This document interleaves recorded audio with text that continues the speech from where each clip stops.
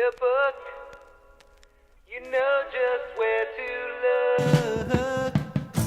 But there's so many other things you can do.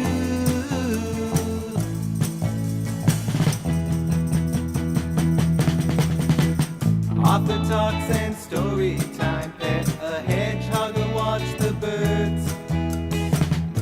Zine Club is starting now. Slice your edible books into thirds. So donate, oh yeah, donate right now to your favorite library on the hill.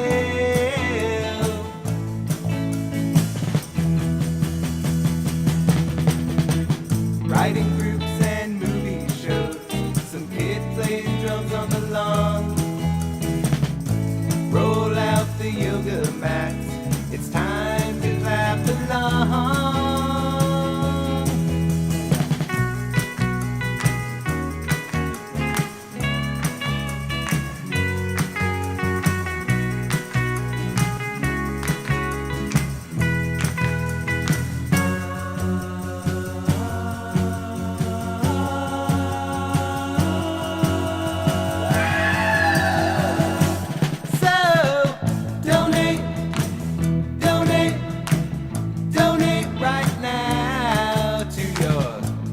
Favorite library on the hill.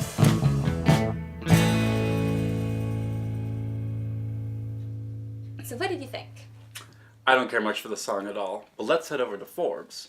There's so much to do.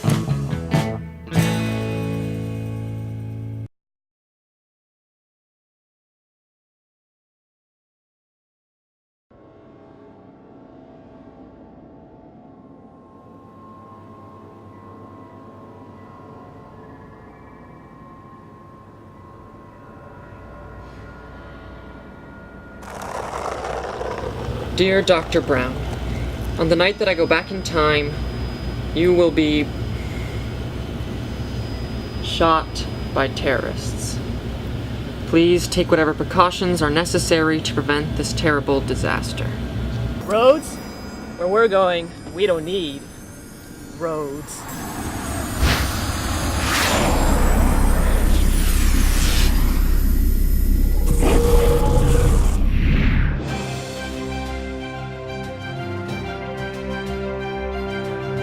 Whoa, wait a minute. Doc, are you trying to tell me that my mother is crushing on me?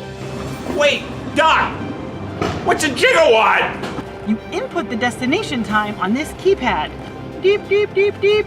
Don't be so gullible, McFly. I don't want to see you here again. All right, well, bye-bye. Holy smokes! Let's see if you buttons can do 90.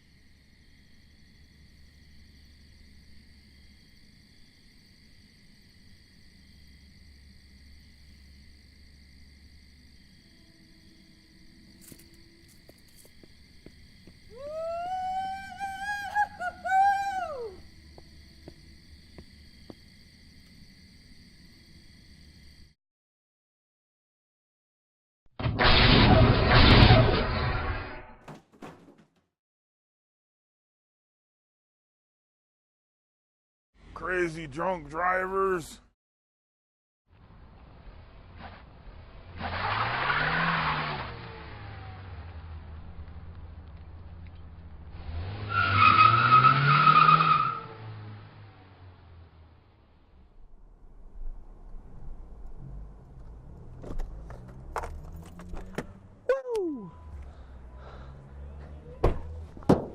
Oh, Red, you look great. Everything looks great.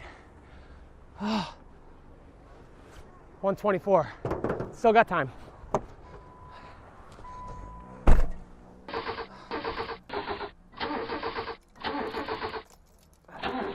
Not again.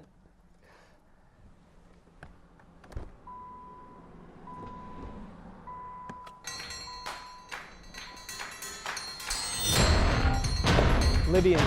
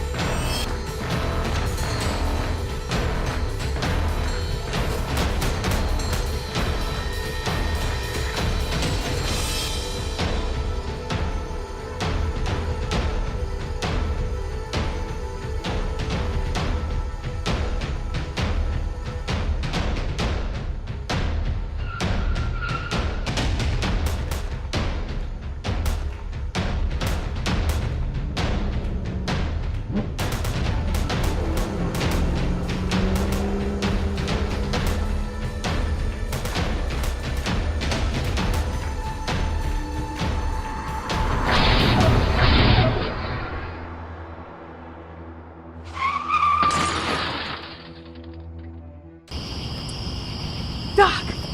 Doc!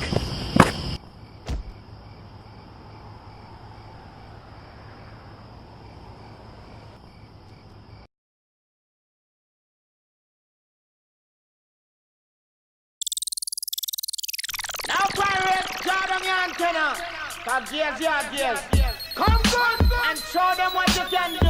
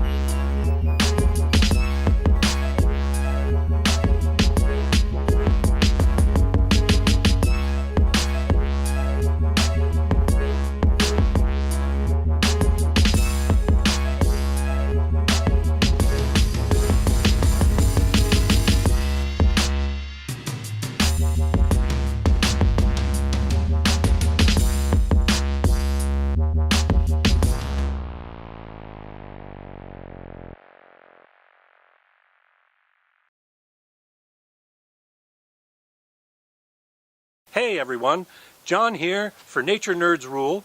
The habitat behind me might give you some hint as to the focus of our next wildlife segment. Our very own mountain man, Armand Lapalme, who is instrumental in preserving a lot of the Mineral Hills Conservation Area where we're at right now, he calls them hedgehogs, but to the rest of us, they're known as the porcupine. Behind me are the wintering dens of the porcupine here in the Mineral Hills Conservation Area.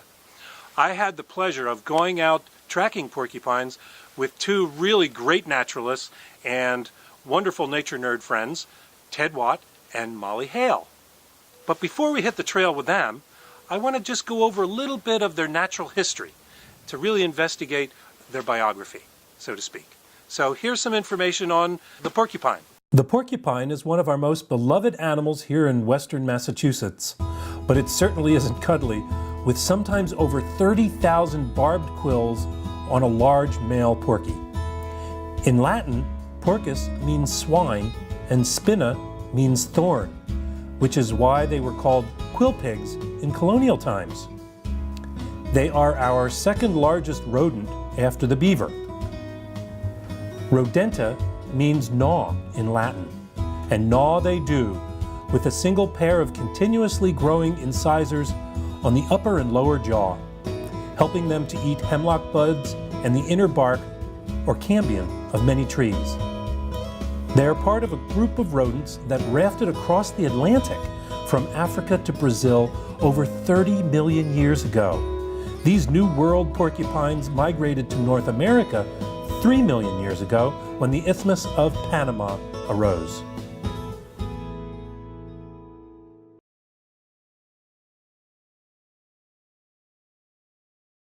In the past few weeks, if you happen to open a newspaper, turn on a news station, or even scroll through social media, you may have noticed the term net neutrality popping up everywhere. Net neutrality started hitting the front pages on November 21st, when the Federal Communications Commission announced its plan to repeal net neutrality. In order to even begin to dive into what this might mean, I first needed a simple working definition of net neutrality. So I sat down with Stefan Ward-Wheaton from Free Press, an organization based in Northampton that has worked on issues of media access and internet regulations for the past 14 years. Net neutrality is a principle that you should be able to, as an internet user, visit and access any site or any service on the internet on an even playing field. In 2015, the big victory that we got was to get the internet and internet communication and commerce classified under something called Title II. It ensured that ISPs, internet service providers like Verizon, AT&T, they have to provide you with a data rate and with internet access across the board. You pay one price and you get the whole internet, essentially. That's what's under threat if these rules get rolled back. Federal policy on internet regulations can change every few years with the appointment of a new chairman of the Federal Communications Commission, who is appointed by the president. To learn a bit more, I called up former chairman of the FCC, Tom Wheeler, who was responsible for passing net neutrality in 2015. When Chairman Pai was a commissioner when I was chairman, he opposed everything that I did on the open internet. And when he became chairman, he announced he was going to take a weed whacker, that was his term, take a weed whacker to the policy. And I just think he's following through on his commitment to do so. The FCC will vote on whether or not to repeal net neutrality on December 14th. It is likely to pass the Republican majority FCC, and it is in line with the deregulatory efforts by President Donald Trump. Experts say that this could have a significant impact on Americans' everyday experience of the internet. You could see essentially a scenario where you have to pay higher and higher tiers of pricing to access more and more of the internet, or to access Facebook, Instagram, Snapchat, other social media sites. Although my interview requests to Verizon, Comcast, Charter, and AT&T were denied, I was sent statements applauding the move to repeal net neutrality regulations on the basis that removing the regulations will increase innovation, and claiming a commitment to not blocking or discriminating against content. I understand what they put out for PR purposes, but it's interesting what their actions and then what they told the court suggest about really what's going to happen. How do you start up a new innovative company? If Comcast, for instance, says to the company you're competing against, well, I'll tell you what, if you'll pay us some extra money, we'll prioritize your service, and this new startup won't be able to have as good a service. Even if the net neutrality regulations are repealed, Free Press says that their fight will not end. We're fighting right now to get Congress to take action on the issue. We have a strategy in the courts that we can contest and appeal this decision, because it affects literally everyone who's ever used the internet, though they may not know it. I'm Elena Fragamini. Thanks for watching.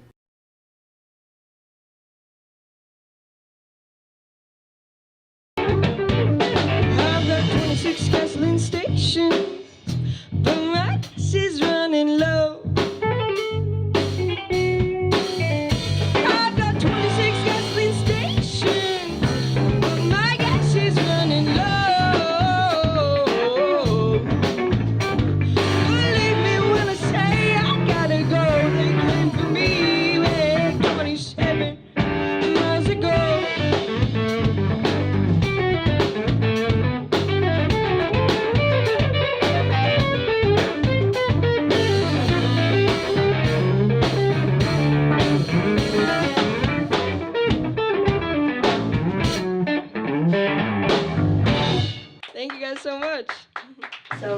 guys tell us a little bit, like a backstory behind how you guys met, how you guys formed?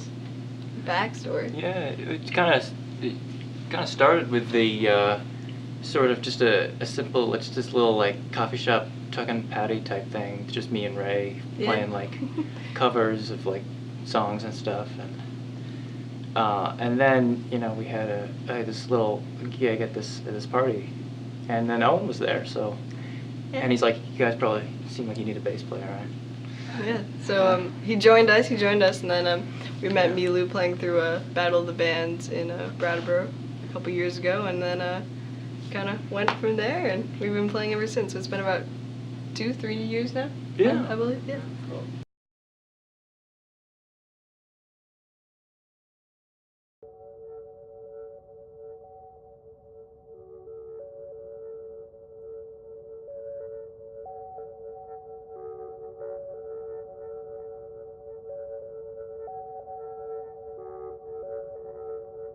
All of you. And stay very warm. Thank you.